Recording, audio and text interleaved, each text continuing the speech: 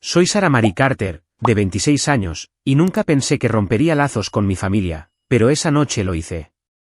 En nuestra mesa en Hartford, mamá deslizó una caja de terciopelo hacia mi hermana. La abrió, las llaves de un Tesla valorado en $120.000, relucientes como su sonrisa de suficiencia.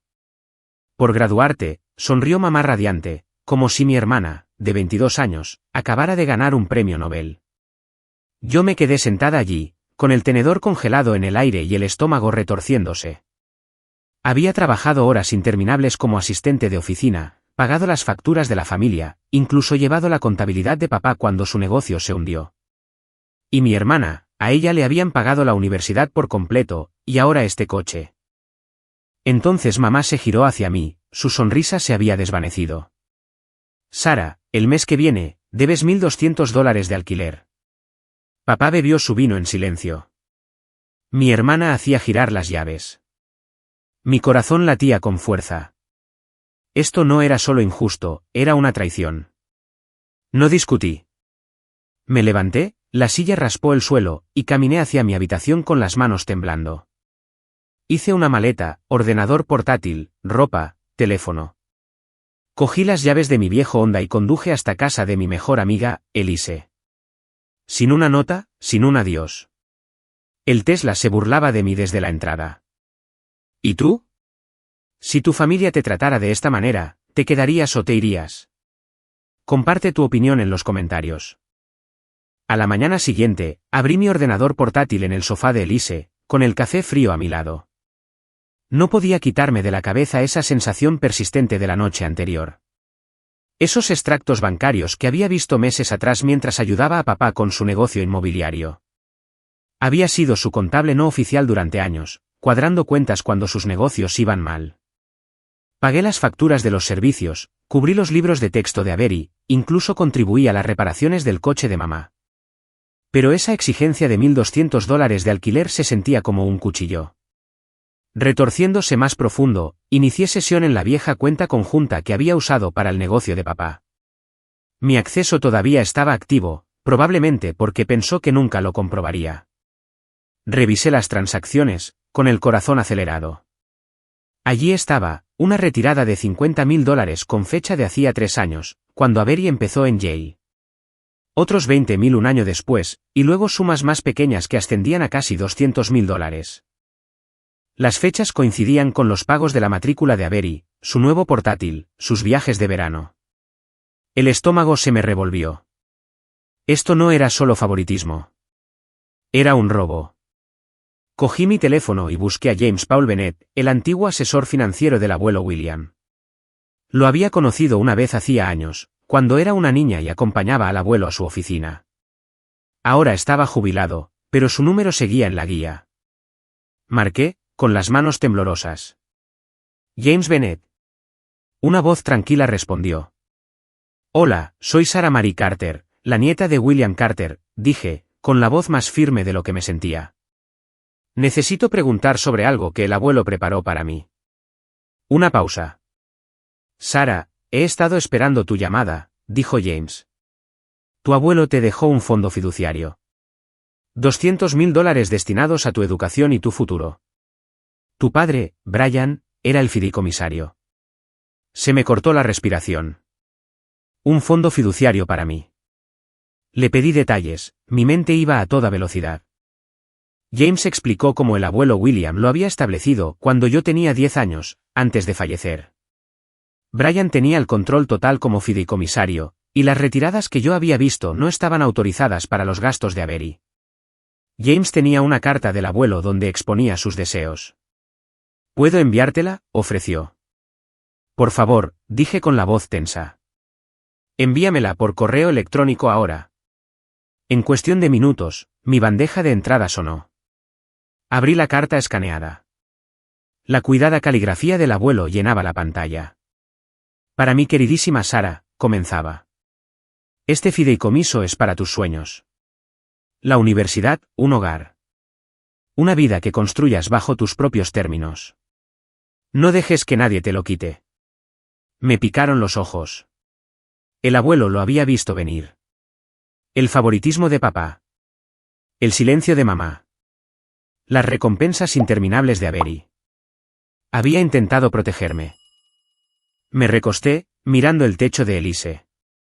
Todos esos años, había trabajado horas extra, me había saltado vacaciones, había invertido dinero en la familia. Y papá había estado desviando mi futuro para financiar el de Avery. Pensé en la voz de mamá en la cena, tan despreocupada con esa exigencia de alquiler. ¿Lo sabía? ¿Lo sabía Avery? Mi teléfono vibró.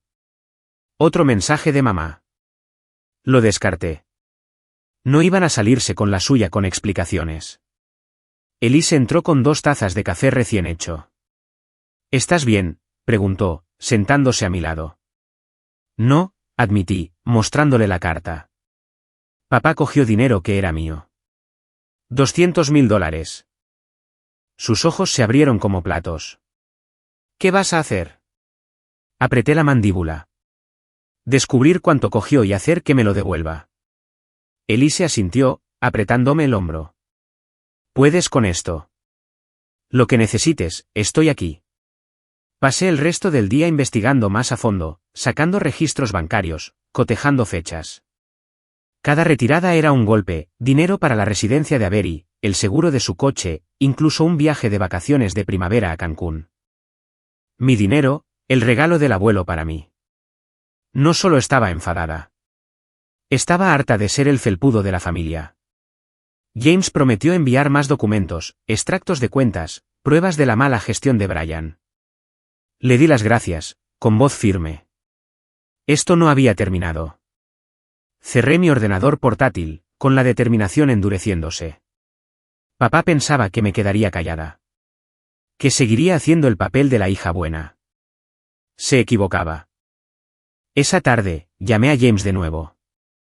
Mis manos estaban firmes ahora, pero mi corazón no. Necesitaba detalles, pruebas contundentes de lo que Brian había hecho. Cuéntamelo todo sobre el fideicomiso, dije, con voz firme. James no dudó. Tu abuelo estableció un fideicomiso de $200.000 para ti en 2008, cuando tenías 10 años. Dijo que era para tu educación, quizás una casa algún día. Brian, como fideicomisario, tenía acceso, pero no derecho a redirigir los fondos. Me envió una carpeta de documentos, extractos bancarios, acuerdos del fideicomiso, todos sellados con la firma del abuelo William. Los registros mostraban retiradas. $50.000 para la matrícula de Avery en Yale en 2022, $20.000 para sus estudios en el extranjero en París, $10.000 para los pagos de su coche. Sumas más pequeñas cubrían sus nuevas versiones de teléfono, incluso un viaje de esquí el invierno pasado. Casi todo el fideicomiso había desaparecido. Agarré mi teléfono, con los nudillos blancos. Brian no solo había favorecido a Avery. Había borrado mi futuro para financiar el de ella. Había pasado años trabajando en turnos de noche, pagando facturas familiares, pensando que nos mantenía unidos. Había cubierto la compra cuando los negocios de papá fracasaban, ordenado su papeleo, incluso pagado los libros de texto de Avery. Y esta era mi recompensa. Nada. Paseé por el salón de Elise, mi ira creciendo. Usó mi dinero, le dije a Elise, golpeando los documentos sobre su mesa de café. Cada céntimo que el abuelo me dejó fue para Avery. Elise hojeó los papeles, con el rostro pálido. Esto es asqueroso. Tu padre lo planeó. Asentí, con la mandíbula apretada. Y mamá nunca dijo una palabra. Dejó que sucediera. Me abrazó, su voz feroz. No te mereces esto, Sara. Tienes que luchar. Sus palabras encendieron un fuego en mí. Había sido la solucionadora de problemas de la familia, la que se mantenía callada, trabajaba duro y no pedía nada. Pero Brian había cruzado un límite. El fideicomiso del abuelo era mi oportunidad de tener un título, un hogar, una vida que me había ganado. No iba a dejar que se saliera con la suya. Pensé en Avery conduciendo su Tesla, probablemente sin tener ni idea de dónde venía el dinero. ¿Lo sabía? ¿Le importaba? Los mensajes de mamá seguían llegando, 3 más desde ayer, todos sin leer. No quería sus excusas. Quería justicia. Brian pensaba que cedería como siempre. Se equivocaba. Abrí mi ordenador portátil, buscando un abogado en Hartford. El nombre de Stephen Thomas Walsh apareció, un especialista en fideicomisos y sucesiones con reputación de ganar casos difíciles. Su página web mostraba a un hombre de mirada penetrante en sus 30 y tantos años, que prometía hacer que los fiduciarios rindieran cuentas. Las reseñas de los clientes lo llamaban implacable. Eso es lo que necesitaba. Marqué el número de su oficina, con el pulso ahora firme. Bufete de abogados Walsh, respondió una mujer. Soy Sarah Carter, dije. Necesito hablar con Stephen Walsh sobre un fondo fiduciario que mi padre malversó. Me concertó una consulta para la mañana siguiente. Colgué, con mi resolución sólida. Brian había cogido lo que era mío, pero yo iba a recuperarlo. El fideicomiso del abuelo no era solo dinero. Era su fe en mí. No iba a renunciar a eso. A la mañana siguiente, conduje hasta la oficina de Stephen en el centro de Hartford. Su edificio era elegante, todo de cristal y ángulos agudos, pero apenas me di cuenta. Mi atención estaba en la carpeta de mi bolso, los documentos de James, la prueba de la traición de Brian. Entré en la oficina de Stephen Thomas Walsh, con las manos firmes, pero el corazón acelerado. Stephen me saludó, su apretón de manos fue firme. Sarah Carter, ¿verdad? Cuénteme qué está pasando. Le expuse todo, el fideicomiso del abuelo, los $200.000, las retiradas de Brian para la matrícula, los viajes y el coche de Avery. Le entregué los extractos bancarios y el acuerdo del fideicomiso. Mi padre usó mi dinero, dije, con voz fría. Lo quiero de vuelta. Stephen hojeó los documentos, su expresión aguda. Esto es una violación clara, dijo, reclinándose. Como fideicomisario, Brian tenía el deber legal de administrar el fideicomiso en tu interés. Redirigir fondos a tu hermana sin tu consentimiento es un incumplimiento del deber fiduciario. Podemos demandar por restitución, quizás incluso por daños punitivos. Asentí, mi determinación se endureció. ¿Qué tenemos que hacer? Esbozó el proceso, presentar una demanda, exigir una contabilidad del fideicomiso y buscar una orden judicial para recuperar los fondos. Necesitaremos cada documento que tengas, dijo. Registros bancarios, el acuerdo del fideicomiso, cualquier cosa que demuestre las acciones de Brian. Estuve de acuerdo, entregándole copias de todo lo que James me envió. Stephen prometió redactar la demanda y presentarla en cuestión de días. Esto no será rápido, advirtió. Pero tienes un caso sólido. De vuelta en casa de Elise, me sumergí en mi curso de diseño gráfico en línea. Había estado trabajando en un proyecto de logotipo para un cliente ficticio, ajustando fuentes y colores hasta altas horas de la noche. Me mantenía con los pies en la tierra, un recordatorio de que estaba construyendo algo para mí. Mi portátil sonó con correos electrónicos de mi profesora elogiando mi última entrega. Tienes talento, Sarah, escribió. Sonreí por primera vez en días. Mi teléfono vibraba constantemente. 5 llamadas de mamá, 2 de Brian, incluso una de Avery. Las dejé pasar al buzón de voz. Los mensajes de mamá eran vagos, pidiéndome que volviera a casa a hablar. Los de Brian eran más bruscos, exigiendo saber por qué estaba causando problemas. El de Avery era solo su nombre, como si eso fuera suficiente para hacerme volver. Los borré todos. No tenían derecho a hacerme sentir culpable ahora. Elise se dio cuenta de que mi teléfono se iluminaba. No se rinden, dijo, sirviéndome un té. Pueden intentarlo todo lo que quieran, respondí, con voz plana. He terminado con sus excusas. Ella sonrió.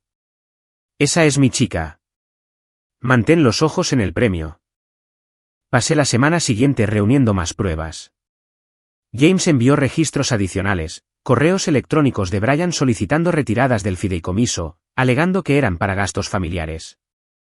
Cada correo electrónico era una mentira ligada a la matrícula o los viajes de Avery. Se los reenvié a Stephen, quien llamó para confirmar que había presentado la demanda.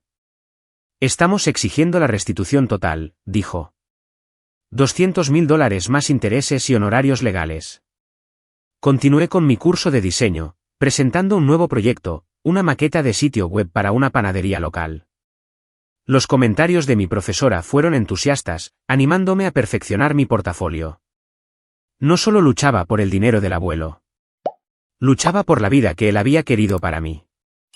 Tarde en la noche, dibujaba ideas para mi futuro, quizás un negocio como autónoma, mi propio apartamento. Las acciones de Brian me habían robado años, pero no iba a dejar que me robara mis sueños. Mi teléfono vibró de nuevo. Otra llamada de mamá. Lo silencié.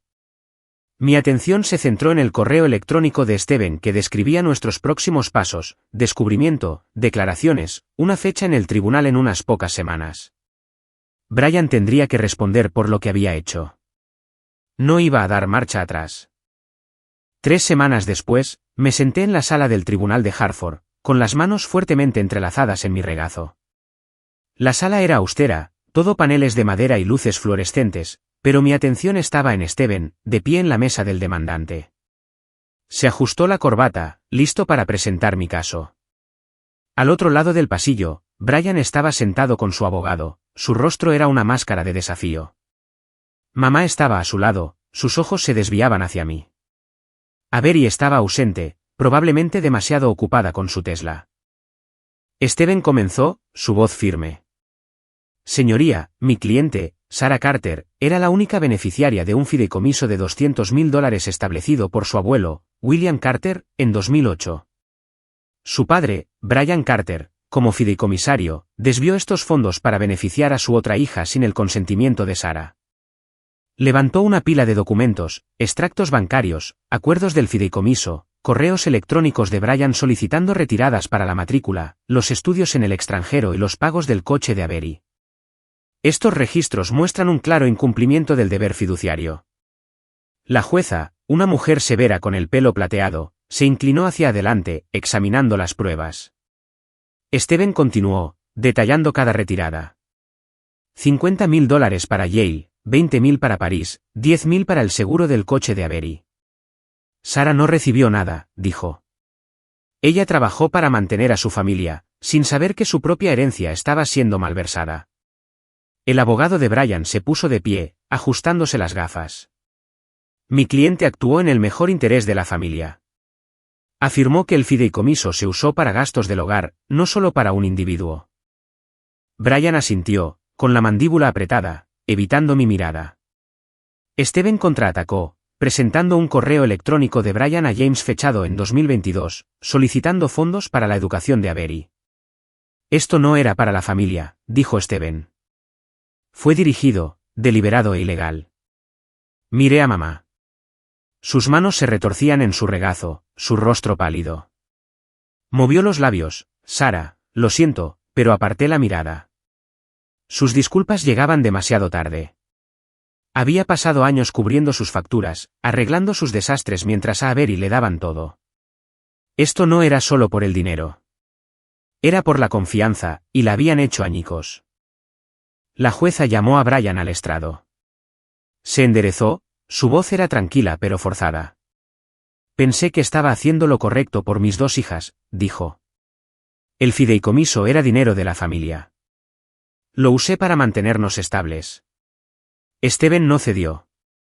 Sarah consintió estar retiradas, preguntó, sosteniendo el acuerdo del fideicomiso.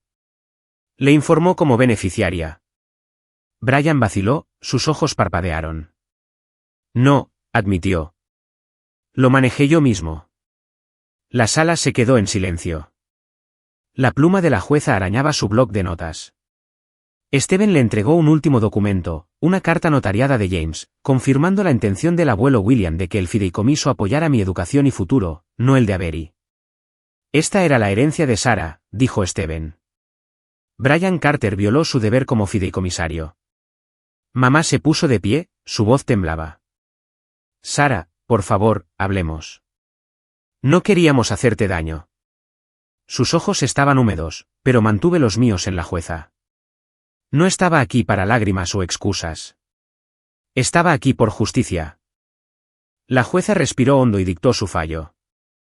Basándome en las pruebas, declaro a Brian Carter responsable de incumplimiento del deber fiduciario. El tribunal ordena la restitución de $200.000 a Sarah Carter, más $25.000 en daños punitivos por mala conducta intencionada. Hizo una pausa, su mirada aguda. Señor Carter, sus acciones fueron una clara violación de la ley de fideicomisos. También cubrirá todos los honorarios legales. El rostro de Brian se puso blanco. Mamá jadeó, agarrándole el brazo. Yo permanecí quieta, mi corazón latía con fuerza, pero firme. El mazo golpeó, y el peso de años se levantó de mis hombros. El fideicomiso del abuelo era mío de nuevo. No solo el dinero, sino su fe en mí. Steven se giró hacia mí, una pequeña sonrisa en su rostro. Lo conseguimos, Sara. Has ganado. Asentí, mi voz baja. Gracias por todo. Al salir de la sala, mamá se acercó, con las manos extendidas. Sara, ¿podemos hablar? Todavía somos familia. Retrocedí, mi tono firme. Tú tomaste tu decisión, Nancy. Todos la tomasteis. Pasé a su lado, con la cabeza alta. Brian gritó mi nombre, pero no me di la vuelta. Avery ni siquiera se había presentado. Ya no eran mi familia. Afuera, Elise esperaba en su coche, su sonrisa era amplia cuando me vio. Lo has bordado, ¿verdad? Van a devolver cada céntimo, dije, deslizándome en el asiento del copiloto. Y más. Me chocó los 5. Esa es mi chica. ¿Y ahora qué? Miré por la ventana, el horizonte de Hartford recortado nítidamente contra el cielo. Ahora construyo mi vida bajo mis propios términos. La victoria no fue solo el dinero. Fue saber que había luchado por mí misma, por el legado del abuelo. Las mentiras de Brian, el silencio de mamá, el privilegio de Avery. Ya no podían tocarme. Era libre. Un mes después, firmé los papeles de mi nuevo apartamento en el West End de Hartford. Era pequeño, un dormitorio con un balcón diminuto, pero era mío. Los $200.000 del fideicomiso, más la multa de $25.000, cubrieron la entrada y dejaron suficiente para empezar mi vida de nuevo. Me quedé en el salón vacío, con las llaves en la mano, sintiendo un orgullo silencioso. Esto era lo que el abuelo William había querido para mí, un lugar al que llamar hogar. Pasé la primera semana instalándome, pintando las paredes de un gris suave y desempacando cajas que Elise me había ayudado a traer de su casa. Ella había insistido en llevar las más pesadas, bromeando con que su membresía del gimnasio finalmente estaba dando sus frutos. Este lugar es perfecto para ti, dijo, dejando una lámpara. Tiene tu estilo. Sencillo pero fuerte. Sonreí, agradecida por ella. No podría haber hecho esto sin ti. Ella me restó importancia con un gesto. Lo estás haciendo todo tú sola, Sara. Yo solo soy la animadora. Con el apartamento listo, me dediqué de lleno al diseño gráfico como autónoma. Mi curso en línea había terminado y mi portafolio, logotipos, maquetas de sitios web, proyectos de marca, era lo suficientemente sólido como para empezar a buscar clientes. Creé un perfil en una plataforma para autónomos y en cuestión de días recibí un mensaje de Kristen Lee Morgan, la dueña de una panadería local que necesitaba renovar su imagen. Su correo electrónico era cálido pero directo. Me encanta tu estilo. ¿Puedes diseñar un logotipo y un menú para mi tienda? Me reuní con Kristen en su panadería, un lugar acogedor llamado Sweet Haven, lleno del olor a croissants recién hechos. Tenía unos 30 y tantos años, con ojos perspicaces y una risa rápida. Quiero algo moderno pero cálido, dijo, dándome un café. ¿Crees que puedes manejarlo? Absolutamente, dije, dibujando ideas en una servilleta. Conectamos al instante, intercambiando conceptos mientras comíamos pasteles. Al final de la reunión, me había contratado para el proyecto completo, logotipo, menús, incluso un sitio web. Era mi primer cliente real, y se sintió como si se abriera una puerta. De vuelta a casa, trabajé hasta altas horas de la noche perfeccionando el logotipo de Kristen. Mi portátil brillaba en el apartamento silencioso. Mis bocetos se extendían por la mesa. Cada línea que dibujaba, cada color que elegía, se sentía como un paso hacia el futuro que el abuelo había imaginado. No solo estaba diseñando para Kristen. Estaba construyendo una carrera, algo que nadie podría quitarme. Mi teléfono vibró, interrumpiendo mi concentración. La pantalla mostraba 35 llamadas perdidas. 20 de Nancy, 10 de Brian, 5 de Avery. Llevaban semanas llamando, dejando mensajes de voz que no había abierto. Los mensajes de Nancy eran largos, suplicando una conversación. Los de Brian eran secos, exigiéndome que dejara esta tontería. Los de Avery eran cortos, solo su nombre, como si esperara que le devolviera la llamada. No lo hice. Habían tomado sus decisiones hacía años, priorizando la vida de Avery sobre la mía. Ya no era su solucionadora de problemas. Elise vino la noche siguiente, trayendo comida para llevar de un restaurante tailandés cercano. Nos sentamos en mi balcón, las luces de la ciudad parpadeando abajo. «¿Tu familia sigue acribillándote el teléfono, preguntó, mirando mi pantalla. «Sí», dije, revolviendo mis fideos. 35 llamadas ya. No voy a responder. Ella asintió, su expresión firme. «Bien. No les debes nada». Me recliné, el aire nocturno fresco en mi cara. Es extraño. Una parte de mí se pregunta qué quieren decir. Pero luego recuerdo que tuvieron años para decirlo. Elise levantó su copa. «Por los nuevos comienzos, y por ti, que estás arrasando». Me reí, chocando mi copa con la suya. «Por eso». La semana siguiente, Kristen me envió un correo electrónico, encantada con el borrador del logotipo. «Esto es exactamente lo que quería», escribió. «¿Puedes pasar para discutir el sitio web?» Me reuní con ella de nuevo en Sweet Haven, donde me presentó a su personal y me mostró sus planes para un menú de verano. Nuestras reuniones se convirtieron en charlas de café habituales, sus historias sobre la gestión de la panadería se mezclaban con mis ideas para su marca. No era solo una cliente, se estaba convirtiendo en una amiga. Mi trabajo como autónoma creció de manera constante. Otro cliente, una cafetería local, me contrató para el diseño de un póster. Luego, una organización sin ánimo de lucro me contactó para un paquete de marca. Monté un pequeño rincón de oficina en mi apartamento con un escritorio y un tablero de inspiración. Cada proyecto se sentía como un ladrillo en los cimientos de mi nueva vida. Las llamadas de mi familia no cesaron, pero se desvanecieron en un ruido de fondo. Bloqueé el número de Nancy después de su 21ª llamada. Los mensajes de voz de Brian se volvieron más furiosos, mencionando la lealtad familiar.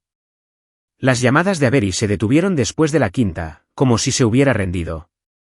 No me importaba. Mi mundo estaba aquí ahora. Mi apartamento, mi trabajo, la risa de Elise, el ánimo de Kristen. Había terminado de mirar atrás. 2 meses después, mi apartamento bullía de risas. Era mi 24º cumpleaños, y Elise había convertido mi salón en una zona de fiesta. Guirnaldas de luces colgaban sobre la puerta del balcón, una lista de reproducción de rock independiente sonaba a través de un altavoz prestado, y un pastel de la panadería de Kristen tenía mi nombre escrito con una caligrafía elegante. Elise invitó a un puñado de amigos, algunos de su círculo de arte, otros que había conocido a través del trabajo autónomo. Llenaron el espacio con charlas, el tintineo de vasos e historias que me hicieron doler las mejillas de tanto sonreír. Kristen llegó con una bandeja de magdalenas, su sonrisa era amplia. «Estos son por cuenta de la casa», dijo, dejándolos en la encimera de mi cocina. «Eres oficialmente mi cliente favorita». Me reí, dándole un refresco. «Solo porque pago a tiempo». Ella guiñó un ojo. «Eso, y porque haces que mi panadería se vea bien». La noche se sintió ligera, como si el peso del último año finalmente se hubiera levantado. Elise propuso un brindis, su copa brillaba bajo las luces. «Por Sara», dijo, «por construir una vida que es toda suya». Todos vitorearon, y sentí una calidez que no había conocido en años. Estas personas, amigos que me eligieron, no por obligación, sino porque me veían, eran mi nueva familia. Bailamos, comimos demasiado pastel e intercambiamos historias hasta la medianoche. Kristen nos contó sobre su primer intento fallido de hacer pan, y Elise confesó haberse teñido accidentalmente el pelo de verde en la universidad. Yo compartí cómo una vez pasé toda una noche rediseñando un logotipo, solo para darme cuenta de que el cliente quería una paleta de colores diferente. Después de que todos se fueron, limpié el apartamento, de nuevo en silencio. Elise se quedó para ayudar, apilando platos en el fregadero. «Parecías feliz esta noche», dijo, fregando un tenedor. «Realmente feliz». Lo estoy, admití, por primera vez en mucho tiempo. Me abrazó, su voz suave. Te lo mereces. Sola más tarde, saqué la carta del abuelo William de un cajón. No la había mirado desde que James me la envió, pero esta noche parecía el momento adecuado. Desdoblé el papel gastado, su caligrafía firme, un recordatorio de su amor. Había escrito sobre creer en mi fuerza, instándome a forjar mi propio camino. Eres suficiente, había dicho. Esas palabras resonaban de manera diferente ahora. No se trataba solo del fideicomiso. Se trataba de mí, valiéndome por mí misma. Guardé la carta, mi corazón firme. El abuelo había visto en quién podía convertirme mucho antes que yo. A la mañana siguiente, Kristen me envió un mensaje pidiéndome que pasara por Sweet Haven para revisar sus nuevos diseños de menú. Caminé por las calles de Hartford, el aire de primavera era cálido y fresco. Su panadería estaba concurrida. Clientes haciendo cola para café y pasteles. Me hizo señas para que fuera a una mesa en la esquina, extendiendo maquetas impresas. Estos son perfectos, dijo, señalando las líneas limpias y los colores suaves. Estás haciendo que mi negocio brille. Sonreí, sintiendo un gran orgullo. Solo hago lo que amo. Mi trabajo como autónoma estaba prosperando. Había conseguido 2 clientes más, un estudio de yoga y una librería local. Ambos encantados con mi portafolio. El rincón de oficina de mi apartamento era ahora un espacio de trabajo adecuado con un segundo monitor y una estantería de libros de diseño. Cada proyecto se sentía como un paso hacia la vida que el abuelo había querido para mí, una que estaba construyendo ladrillo a ladrillo.